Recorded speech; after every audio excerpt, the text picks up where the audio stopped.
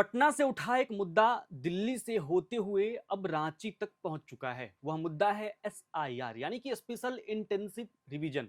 हाल के दिनों में आपने देखा होगा कि बिहार में जब से चुनाव आयोग ने वोटर गहन पुनरीक्षण का फैसला लिया है, तभी से बिहार ही नहीं, देश की सियासत में यह मुद्दा छाया हुआ है। यह मुद्दा पहले बिहार में सड़क से संसद तक गूंजा, फिर राजधानी दिल्ली में भी इस पर खूब शोर हुआ। विपक्षी सांसदों ने सदन में इस मुद्दे पर चर्चा की मांग की थी और अब यह मुद्दा आपको झारखंड की सड़कों से लेकर सदन तक गूंजती दिखेगी। आपको बता दें कि आज यानी 1 अगस्त से झारखंड विधानसभा सत्र की शुरुआत होने जा रही है, जो 7 अगस्त तक चलेगी। ऐसी सूचना है कि इस मानसून सत्र के दौरान हेमंत सोरेन अपने सभी घटक दलों के विधायकों के साथ सड़क से संसद तक एसआईआर का विरोध करेंगे। और इसी के साथ पहली दफा आपको हेमंत सोरेन और झामुमो की ओर से इस मुद्दे पर मुखर आवाज सुनाई पड़ेगी। राज्य में सत्ताधारी गठबंधन इसके खिलाफ प्रस्ताव पारित कर केंद्र सरकार को भेजेगा। विरोध प्रस्ताव के लिए सभी गठबंधन दलों ने अपनी सहमति दी है। 31 जुलाई को मुख्यमंत्री हेमंत सोरेन ने सत्ता पक्ष के विधायकों के साथ बैठकर इस पर रणनीति भी बना ली है।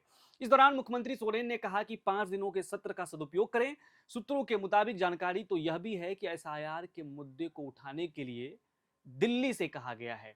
आपको बता दें कि बैठक में कांग्रेस विधायक दल के नेता प्रदीप यादव, राजद विधायक दल के नेता सुरेश पासवान, माले विधायक अरूप चटर्जी, लोजपा विधायक जनार्दन पासवान और आजसू विधायक निर्मल महतो शामिल थे। इधर मानसून सत्र को लेकर पक्ष विपक्ष ने तैयारी शुरू कर दी है। सत्ताधारी दल के नेताओं की बैठक हुई। इसमें सदन में पूरी तैयारी के साथ मंत्रियों विधायकों को आने को कहा गया है। विपक्ष के सवालों का जवाब देने के लिए विभागीय स्तर पर बेहतर तैयारी करने का निर्देश भी सीएम हेमंत सोरेन ने दिया है। इसके साथ ही केंद्र सरकार की नीतियों को लेकर सत्ता पक्ष सदन के अंदर आक्रामक रहेगा।